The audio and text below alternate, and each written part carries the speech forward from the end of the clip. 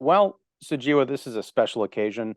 It is not only the last episode of IndieSeen for 2022, it is also, and I didn't share this with you because I just kind of thought of it. It is the first episode of the longest term project I have ever committed myself to. It is going to be a decade in the making of a new monthly series called BFI, BFD.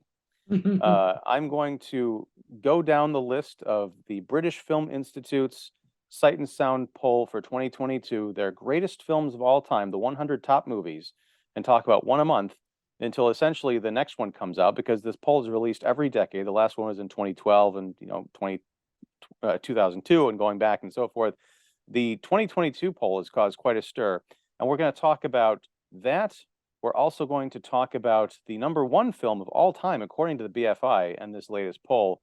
But first, how are you doing? And let's find out what's going on with you and your independent film works, specifically the status of Cosmic Disco Detective Renee. Glad to be on the show. Last show of 2022. Fighting the cough. There we go. Sample cough. You can show it to the people what it's like. But later this month, I'm going to go see a doctor. It's a cold that hasn't left me. I've had it for a while. But getting stuff done. Amanda, my girlfriend, said I would have looked better if I had shaved, but you guys are getting the screenwriting mode Sujewa. That's an interesting beard. There's dark up here, light around it. I don't know what's going on over there. All right, beard analysis over. All right, the new movie Cosmic Disco Detective Renee, in which I play an unusual detective. It'll be like a blend of Seinfeld and Columbo and a bunch of other movies and shows that we like. It'll be fast and fun, and the script is nearly done. It's taking forever as usual. I hope to film it starting the dialogue scenes, the rest of the scenes, starting early January and finish it up by March or April. Shot and edited. Part of it is already filmed, and I discovered an interesting technique to use for some dream sequences that's visually interesting. That, as far as I know, no one's really done to that degree. So it'll be kind of like Godard's jump cuts in Breathless, but entirely different technique. Visually very interesting. So go ahead. Well, can you? I don't want you to spoil anything or give away your burgeoning filmmaking secrets, but can you tell me about what this involves or how you discovered it? I discovered it because I was looking at a shot of a helicopter, and I was playing it back and forth, and then it looked good a certain way, and I was like, oh, that could work. So this technique has a little to do with that time travel story Christopher Nolan did, where things were happening backwards. Oh, Memento, yeah. No, not Memento. The recent one. Yeah. Tenet. I'd already forgotten the title. Yeah. Sorry. It's got a Tenet quality to it of some things happening backwards, and it's a part of the plot, so it'll be interesting. So a lot of the city shots will happen using this new technique that I'm using. So that'll set it apart from Slow Romance 1, which just had regular city shots. So you'll see it. You'll be one of the first people to see it. I hope to have a cut ready for critics by end of January, mid-February or so. So the next show we do most likely will be on that movie, on Cosmic Disco Detective Renee. Awesome. So it's coming along, but I'm also planning a wacky thing for just like your 100 episodes that you're planning. I hope to do 50 features in 100 months. So one every 2 months, and they're all being planned as Renee detective episodes, but they may veer into other territories. Titles may change, focus may change, but the Renee character will probably be in all of them, just because I have easy access to that character. So what inspired this? I know you'd kind of teased this out and you've been planning some stuff on social media or planting some seeds, but How did this come about? And you're planning it over 100 months. Did I hear that Yeah, right? yeah. How do you, I mean, that's a long time. How are you pitching your mind into the future to say, this is what I'm going to be working on 100 months from now? It's one feature every 2 months. That's the plan. And I want to do 50 features. That's like one project Hmm. before I go on to some other big project. So over the last 30 years, I've collected a lot of information, a lot of plot ideas, a lot of character ideas, a lot of half-finished scripts. So I'm going to use a lot of those to help build these stories. So it's not like I have to start from scratch and write 50 scripts. So and the world that's been created for Slow Romance 2, Cosmic Disco Detective Renee, and Slow Romance 1, and some of my earlier movies, that world will continue through these 50 movies. So it could be a movie where Renee and another character try to solve a case one weekend, or some other issue, stuff like that. So it's not maybe it's almost like a TV show, but we're going to do freestanding features that someone could watch out of order without having to watch all the other ones. I mean, Avatar: The Way of Water comes out this week, so it sounds like you're setting yourself up as almost like the James Cameron of independent cinema here with Sure, this sure. ambition. Well, other filmmakers have done it. That German filmmaker did, I think, maybe number of movies a year for like 10 years or 5 years. He did Furious the Soul. I forget his name, but Fastbinder. Hmm. And Joe Swanberg once did something like 7 movies in one year.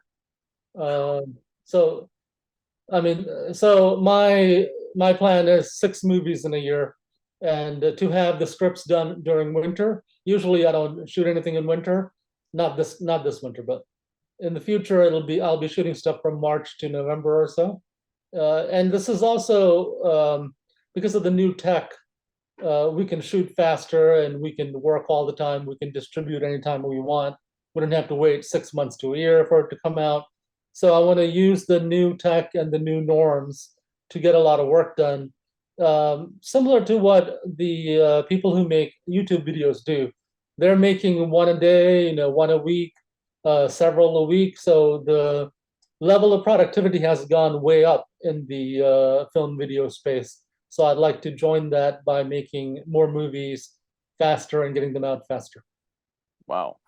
Well, I mean, I support it. I think I love the ambition and I love you as a filmmaker. So I'm really looking forward to seeing what comes out of this whole thing. And There'll, also, there'll be quality. There'll be quality work. that's quality is key.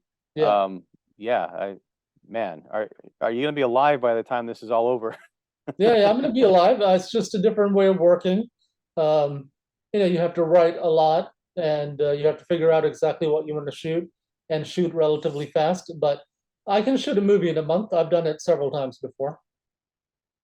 Excellent. Well, um, let's Also, to become world famous, this is a good way.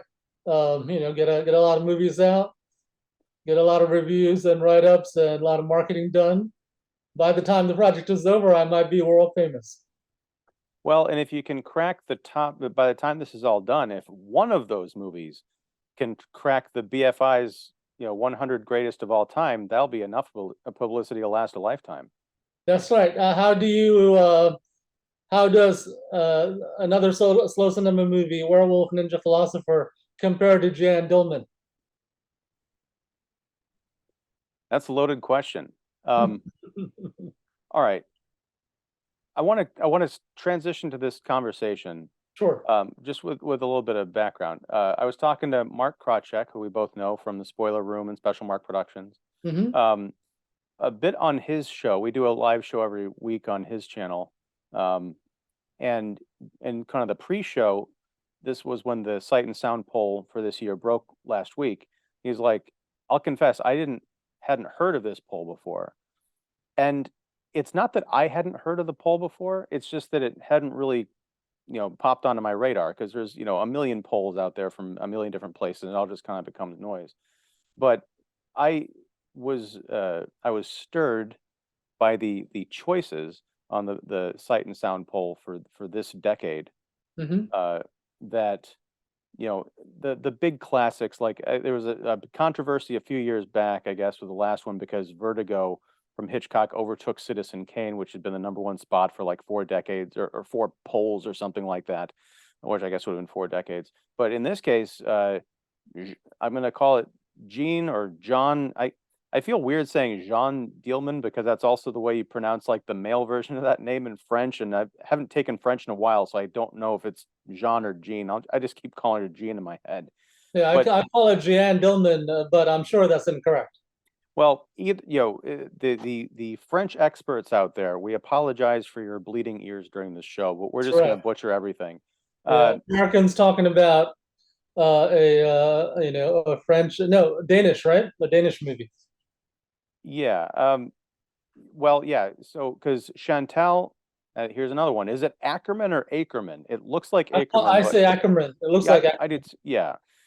So Chantal Ackerman, who who died taught in in, New York City. Woo! yay, um, she died in 2015. I believe it was suicide.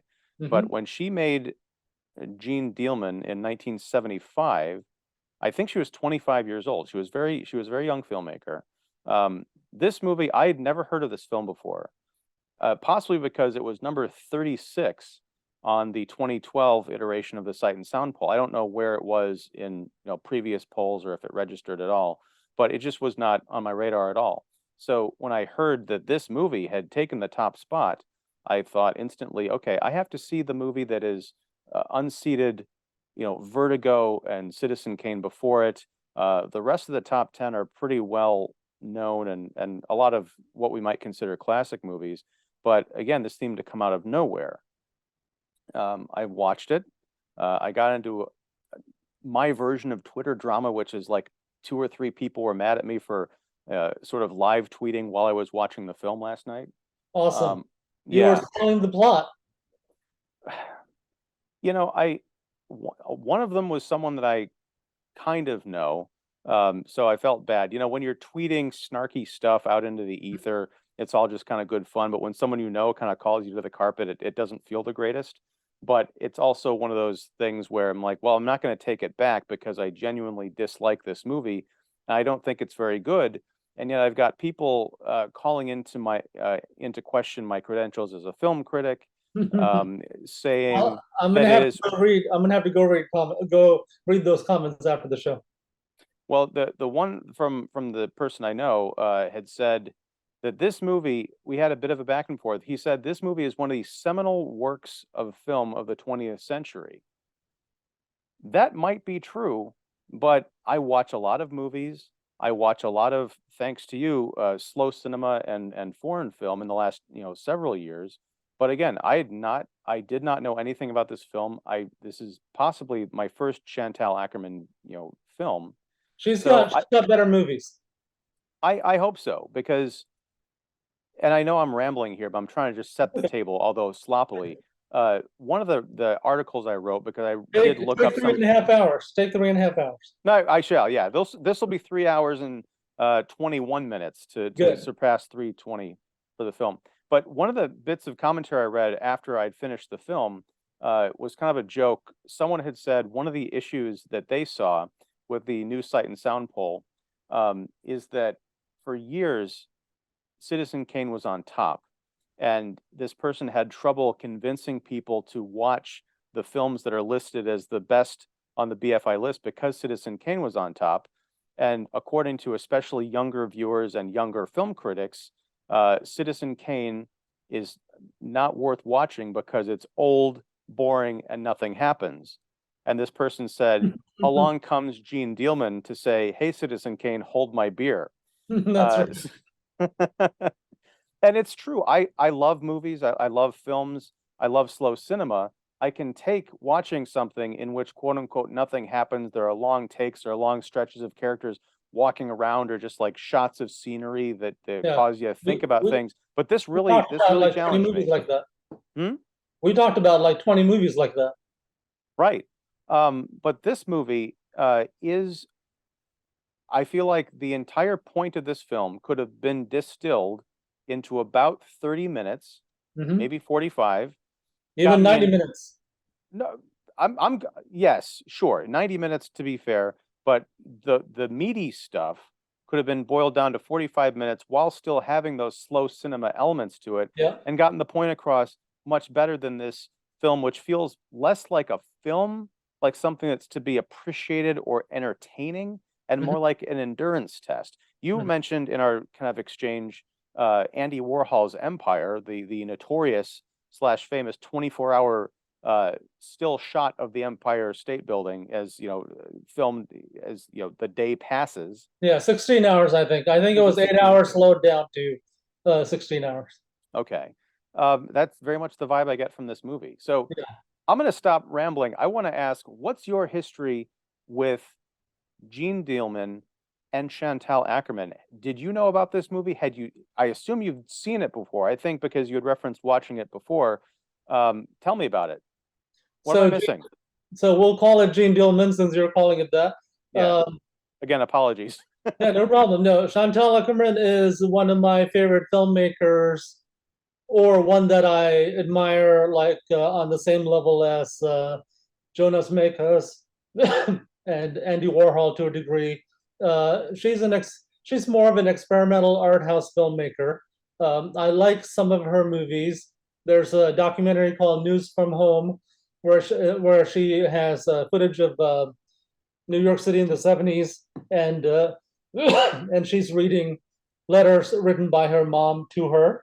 That's a lovely movie, visually very interesting since I'm a big fan of New York. Then she has another movie that you should check out that's really good, or at least interesting. It's called You, Me, I, something, something, et tu, blah, blah, blah. I'll get you the exact link. It was in the early 70s. It was prior to making Jeanne Dielman. Black and white. Chantal Ackerman plays the lead character. Uh, it's about a depressed woman who's recovering from a breakup. She hitchhikes with a trucker, has some adventures, black and white. Very interesting movie. A lot more happening than in Jeanne Dielman. So Jeanne Dielman, I've seen.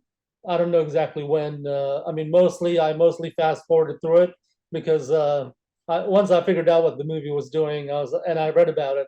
I was like, yeah, I'm not going to sit through the whole 3 hours plus. So ever since then, I've seen bits and pieces, and I've reviewed it bits and pieces recently after it won the BFI Sight and Sound poll. Yeah, the movie I think is definitely an experimental movie. You could call it slow cinema, but it's a lot of the slow cinema movies that we've discussed are still in the realm of entertainment, in art entertainment, where there's a plot, things are happening, interesting things, and you can enjoy it to some degree as entertainment. So Jeanne Dielman, I think, is more towards Andy Warhol uh, type experimental art house documentary type stuff, where there really isn't a great narrative. Certainly, not one that matches up with the narrative fictional movies that we're used to. And I was thinking of Stranger Than Paradise, which I don't know if you've seen that. It's the breakthrough Jarmusch movie, which looks a little bit like and feels a little bit like the other Chantal Ackerman movie that I mentioned, the black and white one. Stranger Than Paradise, not much happens, but it's funny, and the characters are funny, and there's a design to the movie. The filmmaker is telling us a story in an unusual way, as opposed to in Jeanne Dielman, it's like a concept. It's like saying, yeah, let's watch this lady for 3 days, and figure out what you want from that, or get nothing out of it. So this is more of a art house project. I don't think it belongs in the I don't think movies like that belong in the greatest films of all time list, if the list is for entertainment movies, for art house, and even art house. I think Jeanne Dielman belongs in a experimental cinema list, along with Andy Warhol and lots of other works. So I'll stop rambling so you can ask some questions. Well, no, and it's funny that you mentioned that, because that's something that I was thinking about as well. And these are probably topics that we can explore in other podcasts because they're big questions that we can't answer in, 40 minutes, which is about what we have left here. 3.5 hours. Right. There you go. But yeah, there is the idea of entertainment. I mean, going back to the whole Twitter thing, something that struck out is one of the people who replied to me, I think it was my friend, had mentioned that Jeanne Dielman is a film that reveals to you the language that shows you how you're supposed to watch it or something like that. And, no disrespect, but that sounded like a film school answer to me. That doesn't sound like the honest reaction of someone who watched this movie cold and got anything out of it that is analysis that they came to on their own. It sounded like something that, a bunch of like chin scratching, pinkies up kind of film elitists dreamt up and taught in a class, and someone who wanted to like sound important and know important things about important films learned in that class and then regurgitated in less than 280 characters.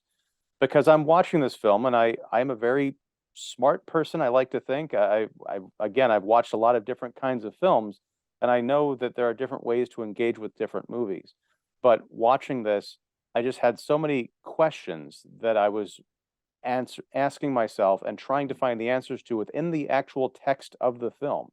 Maybe Mhm. it's something I'd need to give a second viewing to, but I had a lot of time to ruminate on what I was watching during that 3 hours and 20 minutes.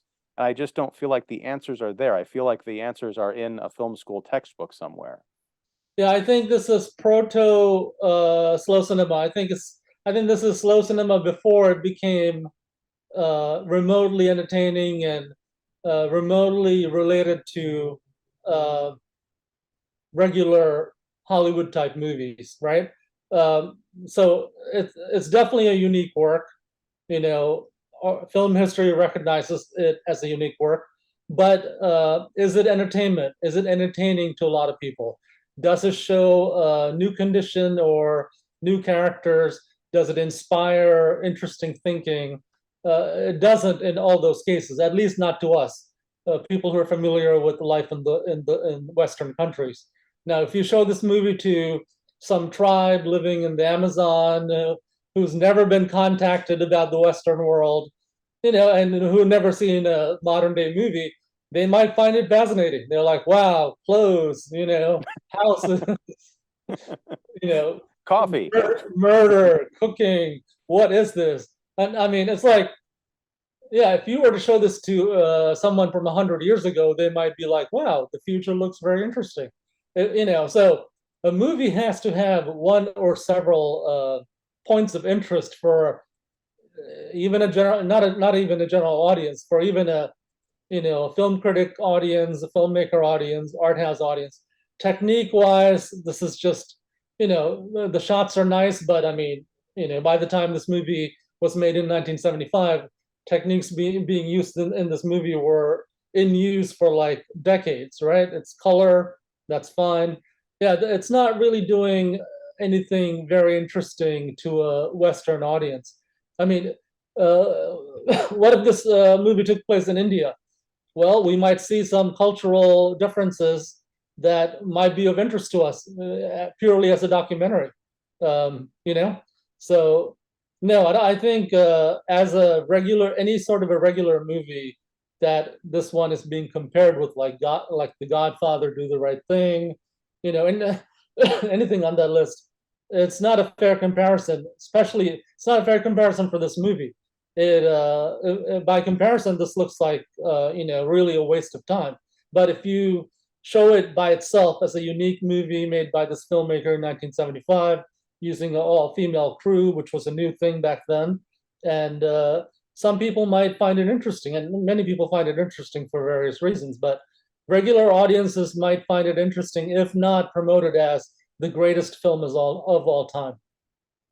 And I think that's kind of the sticking point is this isn't just, a list of movies that you should see. This is being held up by the BFI, which has an important sounding name, as the greatest film of all time. And you can look at, and I know, speaking of Twitter, when this first came out, there were some hot takes from the likes of, Paul Schrader, Certainly Armand White, my friend and colleague over at the National Review. Yeah, he didn't like the movie at all. I just read regionally. Yeah, I mean, and he's got this, he's got an Armand White style diatribe, That's it's classic Armand. But he brings up, some really good points about just the entertainment factor. And it's not just like, oh, this movie isn't as good as, The Godfather or Citizen Kane. It's that those movies were important, but they were also entertaining.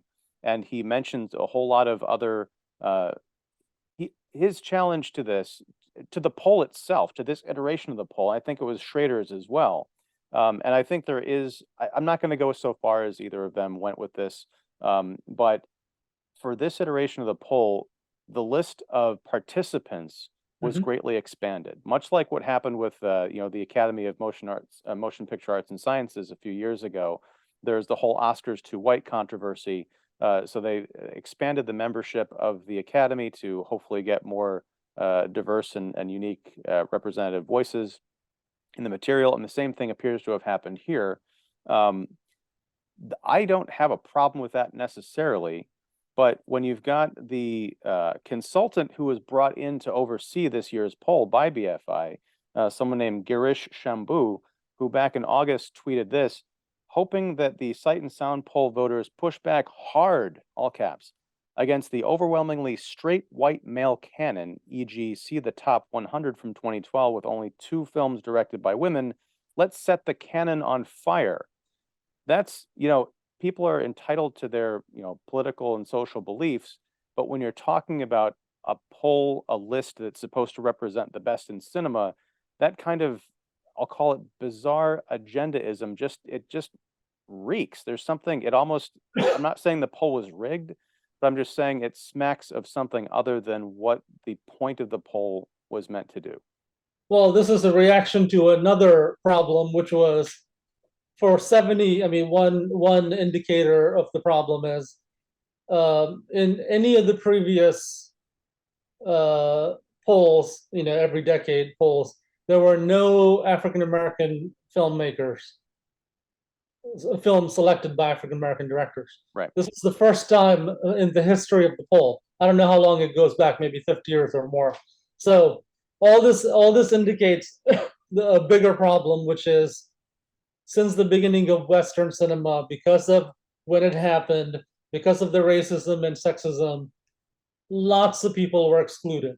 White males got to direct movies, or white-looking males got to direct movies. Racism was in full bloom. Distribution was affected by that. So white audience largely went to see these movies. So fast forward to 2022, the film industries are global now.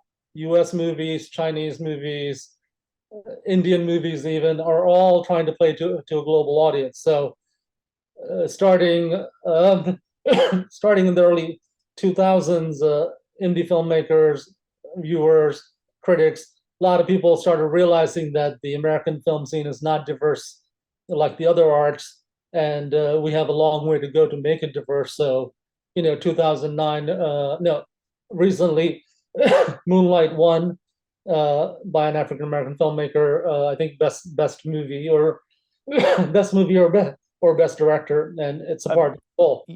Right, and that was that was the whole controversial. I mean, it lost to La La Land, but La La Land was announced as the winner at that year's awards, and it's almost like you take a movie by a black filmmaker and you put it up against, sorry, but like the whitest movie of that year. Right. So I'm fine. It's a problem. Yeah.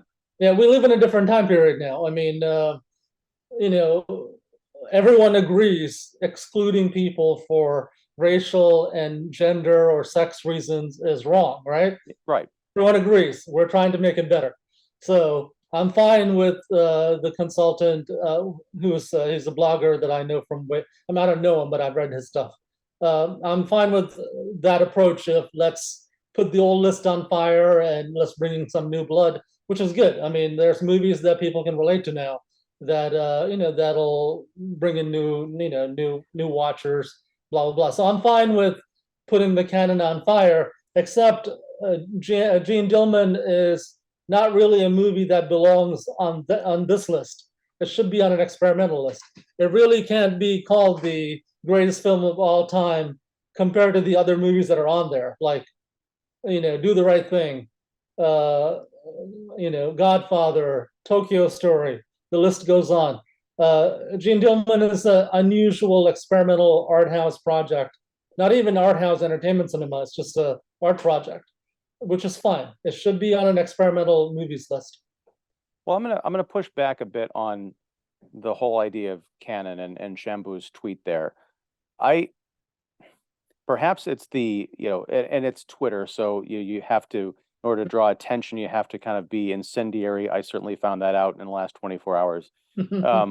But I take your point about the history of cinema and how we got to this place where finally everyone's sort of on board with, okay, moving forward, we're going to be more representative, more diverse, and give more opportunities.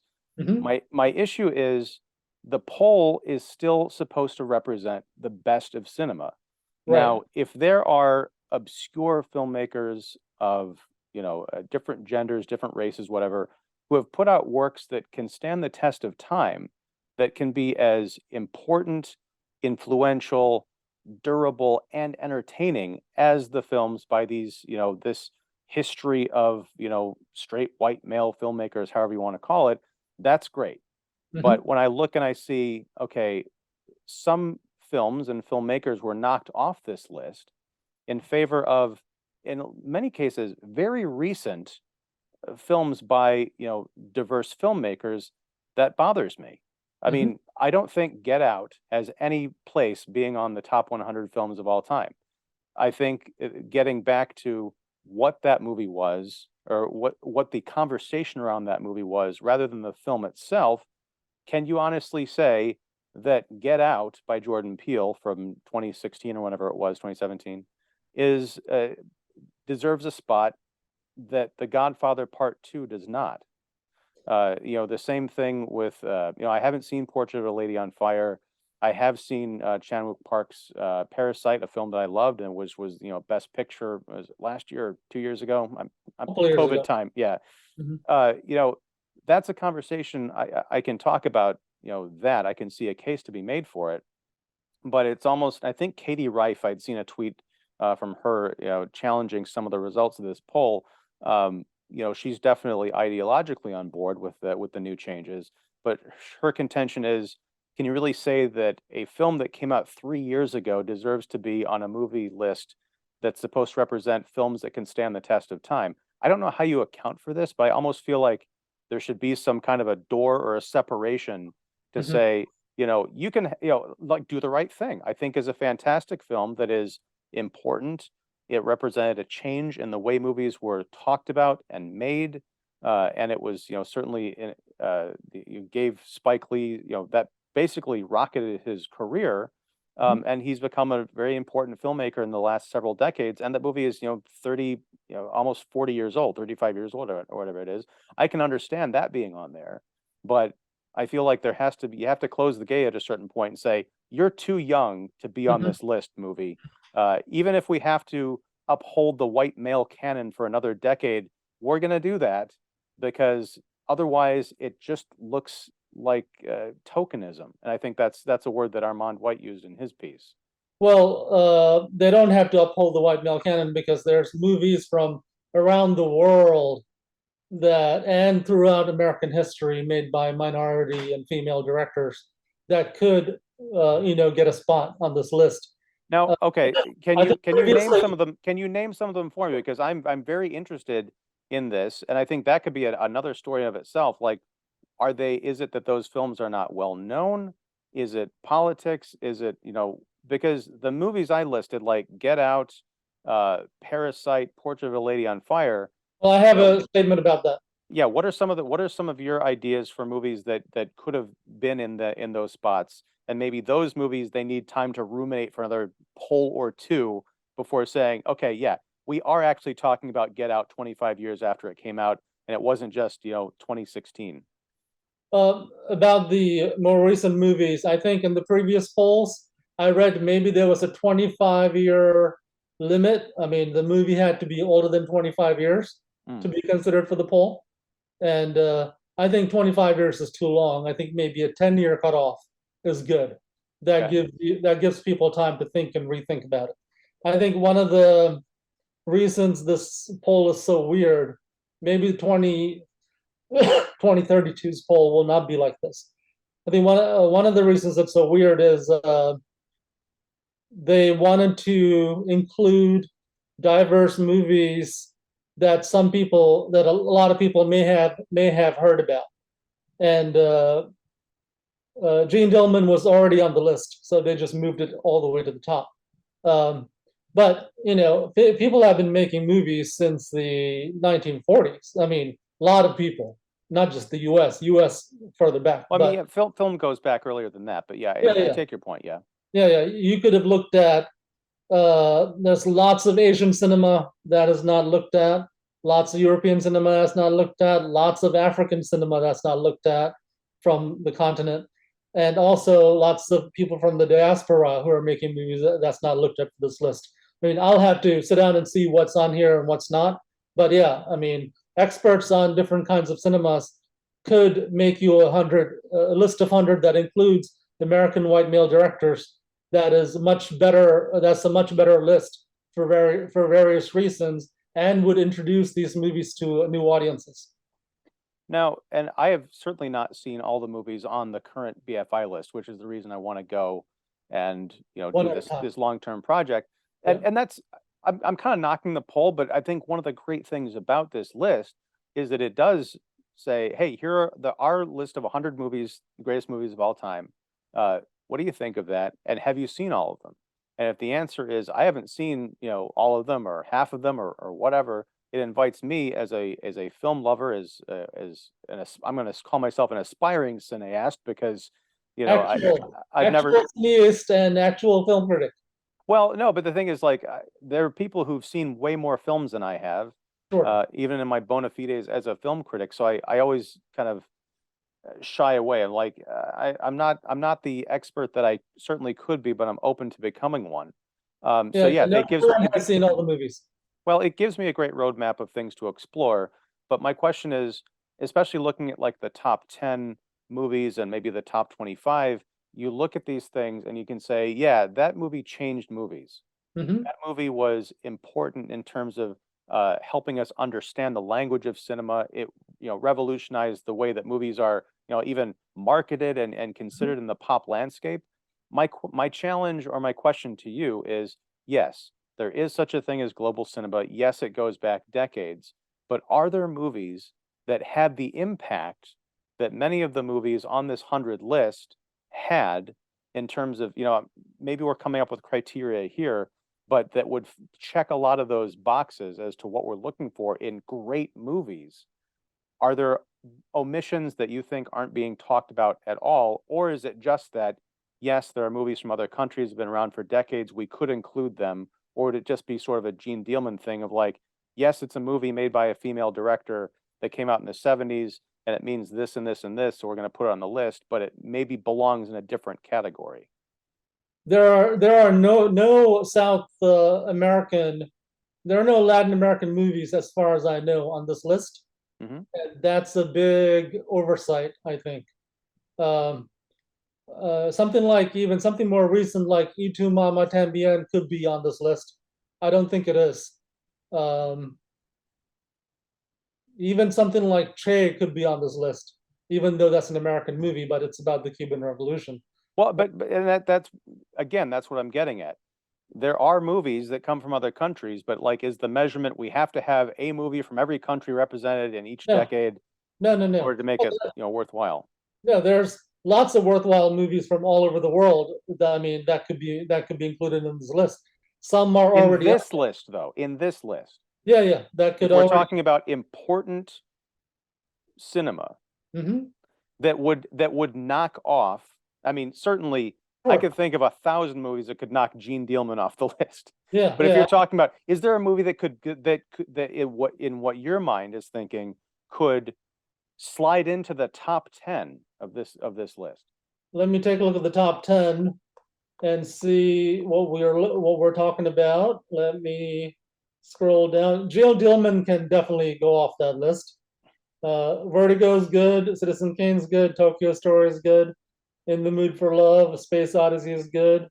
Beard for Veil can go off the list. That's kind of a more of an experimental thing also. Yeah, I haven't seen that one. Mulholland Drive could go off the top 10. That's an interesting Lynch movie, but I don't think it's should be on the top 10. Man with the Movie Camera is good. Singing in the Rain, that's a musical. Sunrise, that's an old timey movie. That's fine. The Godfather's fine. I haven't seen La Règle du Jeu, which is Jean Renoir. Supposed to be a good filmmaker. Oh, that's The Rules of the Game from '39. Yeah. Okay, good. Clue from 5 to 7 is also another borderline experimental movie, but it's a French New Wave. It doesn't have to be on the top 10 or 20. It's on number 14 now. It could be later on the list. The Searchers, good. Meshes in the Afternoon, good choice. Close Up is great.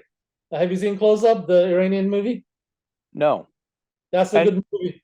And that's the other thing is looking at this list, I see a number of titles of films that ring bells. I'm like, that's right. I should have seen that by now. I've heard of that movie, but I've never made time to watch it. So now I'm going to make time to watch it. But we don't have to go through the whole list. Right. Well, I'm just going through the top 20. Oh, okay, sure. Yeah. Close Up is great. I think you'll like it. It's about a man who pretends to be a film director, gets caught in Iran, and there's a trial, and the actual film director who was being impersonated gets involved, and it's a reenactment. It's great. I mean, not only is it art house, is it a foreign art house movie about making movies, there's some real human emotions and connections in there. They're like, the judge is like, why did you do it? He's like, yeah, I wanted to feel important, I wanted to connect with the public, blah, blah, blah. Stop it. All right. I have to wait another 16 months before I watch this movie. You're killing me. That sounds amazing. Yeah, you should fast forward. No one says you have to watch it in order, because we already know the order is messed up because of Jane Dillman. There you go. Persona, Ingmar Bergman movies are tough. I wouldn't put it up there. Apocalypse Now, that's fine. Seven Samurai, definitely. Yeah, so in the top 20, I think something like, I don't know if it's old enough, even 10 years might be. I think Uncle Boonmee could be up there. That's a very unusual movie. Which we talked about on this. Was that? I think that was The Slowdown. Yeah. Yeah, The Slowdown. Uncle Boonmee could be in the top 20 for multiple reasons. Yeah, non-American filmmaker. I think he's a gay filmmaker. That's Archipon. Apichatpong Versateko. Doesn't he have a film on this list though? Yes, he does. Okay, I'm not saying that disqualifies him, but I'm just saying he is represented here. That's great. Yeah, way down. But we were talking about the top 20. I think Uncle Boonmee is old enough and significant enough and important enough for various reasons to be in the top 20. Okay. And here's the thing. I thank you for having this conversation. The conversation's not over. I just wanted to pull over and say this. Yeah. I'm kind of playing devil's advocate here, and I'm also kind of talking myself into this because as you can probably tell, I'm a bit annoyed by the whole Godfather 2 thing because I love that film and I think it deserves to be on a top 100 list. So when I see it getting knocked off for something like, to make room for Get Out or more recent films. Do you want Godfather 1 and 2 on the list? Huh? Do you want both Godfather 1 and 2 on the list? I think that's too much for one series. I think one represents maybe all the other ones. No, because they are two very different kinds of films, and I think because of what they represent in cinema, you can't have a conversation about sequel films without talking about two movies. And I'm not necessarily saying that the Star Wars films have to be on there, but when you talk about name a sequel that's better than the original, two films spring instantly to mind: The Godfather Part 2 and The Empire Strikes Back. Is Star Wars 1 on the list? I don't know. I haven't. I think that should be on the top 20. I think for multiple reasons, not just the commercial success. Well, yeah, but if we're trying to set the straight white male canon on fire. Well, I mean, you can still do that. You can still have Star Wars and set the canon on fire. Wouldn't it have been funny if George Lucas saw Jeanne Dielman in 1975 and said, "I got to do the complete opposite of this"? Well, according to the legends about the original cut of Star Wars, before his wife came in and edited it into the film we know it today, the first cut of Star Wars was like Gene Dealman in space. Uh-oh. Just Well, really long, really dull, like not a lot going on. good thing you got re-edited. I mean, Yes. so remember, whenever you criticize the impulse to add diversity, you have to criticize the fact what created that, which is decades of excluding minorities. Yeah. And I'm not pushing back against that. I fear overcorrection, which is Sure. to I say mean, that, hey, we're allowing, allowing sounds so condescending. We're expanding the poll to get more diverse voices in here. That almost implies that by getting more diverse voices, you're not also going to have people who would say, you know what, Citizen Kane, I don't care who made that movie, that still is one of the greatest films of all time. And it's still number three. mhm. But I'm just saying that it's almost like you're implying that non-white, non-straight, non-American film critics and filmmakers and whoever is participating in this poll can't also appreciate that the films in that white male canon, as we're calling it, deserve or don't deserve. I'm getting my words all twisted up, but it's like you're saying diverse voices would not also place those films in that canon. Maybe they Well, wouldn't, but maybe they would, because no, those films are renowned and have stood the test of time for a reason, and not just because it's only white people watching them. right. I mean, back in the day, it was just white male critics voting for white male movies in the 40s, 50s, 60s, whatever. Now it's a different scene. Overall, most people involved in film, the filmmakers, film critics, recognize greatness when they see it, regardless of whether it comes from North Korea or China or Iran. I mean, we're not friendly with Iran, but we appreciate Iranian movies. So we're not friendly with Russia. We appreciate Russian movies. So it can extremely high quality stuff breaks through. So I think the problem with this poll is Gene Dillman doesn't really belong on this list. It's not that kind of a movie. So how it ended up on the list at the top of the list is a mystery. If it was just because it was a female director, then that's the wrong reason for it to give the #1 spot and call it the greatest film of all time. Because there could be other, I'm sure, definitely there are other female directed movies that are way better than Gene Dillman for entertainment purposes, or as movies as how they're primarily used. Yeah, I mean, like you look at something like Catherine Bigelow in The Hurt Locker, Mhm. a move, or even Zero Dark 30, neither of which I cared for, but those were, big Regular award-winning movies. films of their time. Yeah. Um, uh, yeah, so Oh, a second thing I had about Star Wars.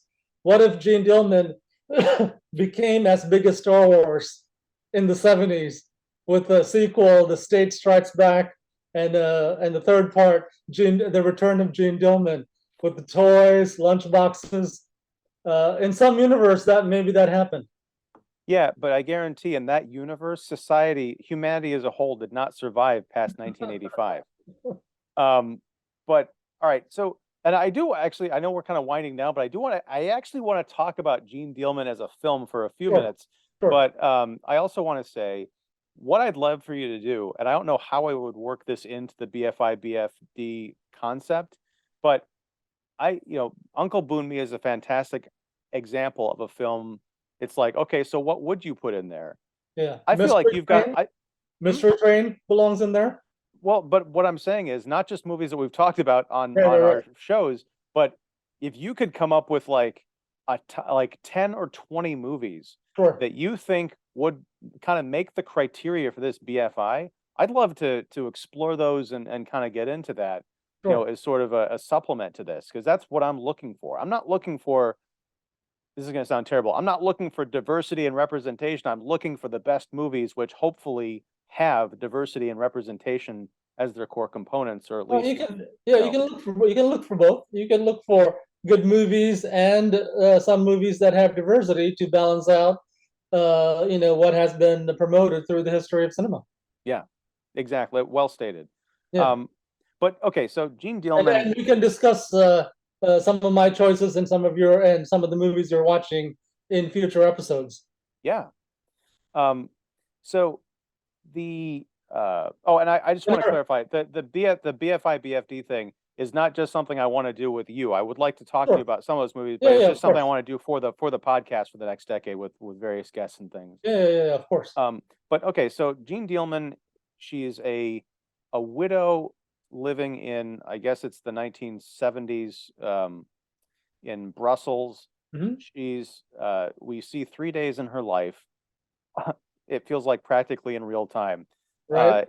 She, has a son who is, I don't know how old this kid is supposed to be. He sleeps in her living room. We see him come in with like a briefcase and she sees him off to, I think, school or something. But when I first saw him, I thought he was another one of her Johns Hmm. because she makes money on the side, or maybe even as her sole source of income by, she's a prostitute. Hmm. When he first enters the picture, I'm like, this is a really weird kink. She's like making him tea and breakfast, and then he's sleeping in the living room. Oh, that's her son. Is he Yeah. supposed to be 15 or 28? Because he looks old for however old he's supposed to be, and he almost looks too old to be her son. I think he's in high school. You can talk about Gene Dillman movie by telling people, "Let me show you a really boring movie about prostitution." But here's the thing, like there are maybe three conversations in this entire 3 days. And during one of them, when the son is talking to Jean about his father, her dead husband, she starts talking about how he was a soldier who helped liberate the camps in which her family was kept, obviously from World War II. I'm Hmm. like, I would rather watch that love story instead of like this movie is all the boring parts that they cut out of movies so that the movie can actually happen. And it's Hmm. so frustrating because we're meant to, I guess, see or feel her inner pain, feel her struggle just by watching this actress stare off into space while she's not drinking coffee. I don't know, the choice is just baffling to me. I understand it is a choice, but it's not entertaining, and I feel that is kind of disqualifying as far as like just the idea of trying to convince someone to watch an art house movie Hmm. and they say, "Here's I want you to watch the greatest movie of all time." They would probably never talk to you again. Yeah, they would stab you. Um, Much I, like, okay, here they just I'm sorry, I'll get this off my chest. In the last 10 minutes of this movie, finally something fucking happens. She mhm. goes with the third guy that she has sex with in 3 days. A, yuck. But B, we cut to him on top of her in bed and he's just lying still. And I'm thinking, okay, so he's just finished up and she looks bored. She's again staring off into space. But then he starts like moving and basically humping her. So I'm like, okay, are they going again, or had he fallen asleep and he's just getting started? And then she starts like kind of like clawing at the bedclothes, but it's unclear if she's not into it or if she's trying to like make motions to make it good for him. I don't know what I'm watching or how I'm supposed to interpret it. Afterwards, she's buttoning her blouse. He sits up in bed and he kind of like almost reaches out for her. He doesn't seem cold like the other two Johns. He seems lonely and he's looking for connection. But then he collapses onto the bed. She walks out of frame, reemerges and stabs him in the neck with a pair of silver scissors, murdering him. And the last 6 minutes of the movie, and granted, look, I'm a fan of a ghost story from a few years ago where Rooney Mara eats a pie for 15 minutes. This movie, Jeanne Dielman sits at her dining room table, again, staring off into space for 6 minutes, and then you cut to credits. Help me out here, Sujewa. Yeah, that's part of the weirdness of the movie. I just saw an interview with Chantal Ackerman. It's on Twitter, and I tagged you on it. I And saw I that. I don't, didn't have a chance to watch it, but yeah, I saw that you did. yeah, and she talks about how the movie, when she made the movie, the industry didn't think female crew members, female cinematographers, female sound recordists were acceptable or could do the job. So she hired an all-female crew, and she did the movie. After that, things started changing. So that's a positive. And but a previous interview, she said the prostitution is not really real. That it's there as a symbol or metaphor, or it's there for effect. And so all that stuff may be in her head, all the prostitution and the killing stuff, because it doesn't really make any sense in the way that it's shown to us why this would be the case, that why she would randomly kill one of her clients, unless she was slowly going crazy, if the murder was real in the real world of that movie, unless she was slowly going crazy, and that doesn't look like it. uh, One thing I want to say about the movie is that the style that Jeanne Dielman uses, Jim Jarmusch a few years later, I think, uses that much better in Stranger Than Paradise and his subsequent movies, where he takes moments that wouldn't be shown in movies, but he makes them fun and interesting, using music, using dialogue. Mystery Train was made by him. Mhm. So I kind of feel like what Jarmusch does is the more entertaining version of what Jeanne Dielman tries to do. So in that sense, and I'm not saying it deserves to be on this spot, maybe on this poll somewhere, but what you're talking about, the 25-year-old female director in an industry that didn't want her or frankly think that she could do anything, she pulls together. Or any other female crew people. But what I'm saying is she pulled together an all-female crew and made this, audacious 3.5 hour film that we're talking about, almost 50 years later. And I heard it made money in Europe after it won at the Cannes, or after it was played at the Cannes Film Festival. Oh, in that interview, Ackerman says after Cannes, 50 film festivals asked for the movie, and she was hailed as a great visionary breakthrough filmmaker. And then she had the pressure of outdoing it, and she says in that interview she doesn't think she's outdone it, but she's made more interesting movies. She made a movie with William Hurt, I think, called A Couch in New York, which is like a Hollywood romantic comedy. Well, but here's, and thanks for that additional context. But what I'm saying is, we're kind of filling in the check boxes for the kind of qualifications for getting Right. onto this list. Right. We've got the important part. Mhm. We've got the what has that done to the film conversation part. Now, I understand if a film wins at Cannes, yes, you're going to have other film festivals wanting to see it. That doesn't necessarily mean that they have seen the film or would show it if it didn't have that Cannes prestige.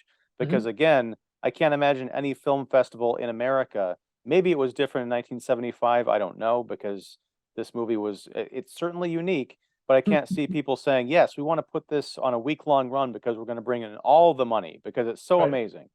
I But heard it made money in Europe. but I'm not going to say anything about that. But no, but the kind of the final missing puzzle piece for me is entertainment. Right. It's Me too. I don't think it belongs on this list, anywhere on the list. Maybe towards the bottom as an unusual experimental movie. But there's so many. The world has produced so many great movies, not just America, but Europe and other countries too. To select for this movie, I don't think it has a place in the top 100 of the entertaining movies produced by the world. On an experimental film list, it certainly has a place. yes. I'll agree with you there, but it's odd to say, but I'm closer to being accepting of this movie appearing somewhere on the list because over the course of this conversation, we've kind of arrived at, what it is more than how it is about it, as Gene Siskel might have said. But on that note, we're past the hour. So, Sujewa, thank you very much for indulging me in this conversation. I love this. Awesome. I don't love the poll, but let me know what you're discussing next, and I'll get you that list of 20 movies I would add to the top 100 list. And when Slow Romance 2 / Cosmic Disco Detective Renee is ready to be seen, I will send it over. Excellent. And we'll be talking about that as as you release it, as much as we did with Secret Society for Slow Romance and Slow Romance 2. And yeah, I'm looking forward to these next 100 months, man. Right. Slow Romance 1 has gotten over 11,600 views on YouTube. Congratulations. And 90 likes. That's about the ratio. Yeah, it's that I found that checks out. It's off to a good start. Yeah. Let me know what you want to discuss in January and when. Mid-January should be fine. All right. Well, we'll talk about something. It's going to be a brand new year and brand new movies to talk about, even if they're old ones. All right, Sujewa Kanayaka, thank you. All your information will be down below, folks. Please check him out. Follow him, watch his movies. They're really special. And Werewolf Ninja Philosopher should be #1 on that list. If they're gonna do slow cinema, they need to put that up on the list. We'll find a way to get that for 2032. That we're gonna make that happen. But all right, man. Thanks a lot, and take care. Okay, thanks a lot. All right, bye.